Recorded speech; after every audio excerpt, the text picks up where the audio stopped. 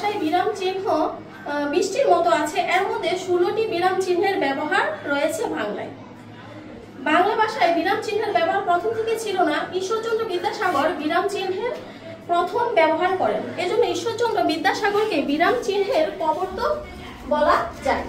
এখন আমরা বিরাম চিহ্নের সংজ্ঞা জানব। লিখিত বিষয় পড়ার সময় কোথায় কতটুকু থামতে হবে এবং মুখ চোখের অবস্থা কি হবে, এইসব নির্দেশ করার জন্য যে চিহ্নগুলো ব্যবহার করা হয় সেগুলোই আমরা বিরাম চিহ্ন বলে থাকি। সেগুলোকে আমরা কি বলি? বিরাম চিহ্ন বলে থাকি। এখন আমরা জানবো বিরাম চিহ্নের নাম, আকৃতি এবং বিরতিকালের পরিমাপ। প্রথম আছে কমা বা পাদচ্ছেদ। কমা বা পাদচ্ছেদে আমরা এক বলতে যতটুকু সময় প্রয়োজন ততটুকু সময় আমরা কমাতে থামবো। তারপরে হচ্ছে সেমিকোলন। সেমিকোলনে এক দুবার বলতে যতটুকু সময় প্রয়োজন ততটুকু সময় আমরা সেমিকোলনে থামবো। তারপর হচ্ছে দাড়ি বা পূর্ণচ্ছেদ। দাড়িকে আমরা আবার পূর্ণচ্ছেদও বলে থাকি। দাড়ি বা পূর্ণচ্ছেদ। দাড়ি বা পূর্ণচ্ছেদে আমরা 1 সেকেন্ড থামবো।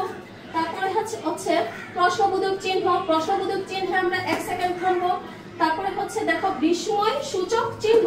বিস্ময় সূচক চিহ্নে আমরা 1 সেকেন্ড থামবো। কোলন। কোলনে আমরা 1 সেকেন্ড থামবো। তারপর দেখা যাচ্ছে কোলন, ড্যাশ, ড্যাশ, এগুলোতে আমরা 1 সেকেন্ড করে থামবো। তারপরে হচ্ছে হাইফেন। হাইফেনে আমাদের থামার কোনো প্রয়োজন নেই।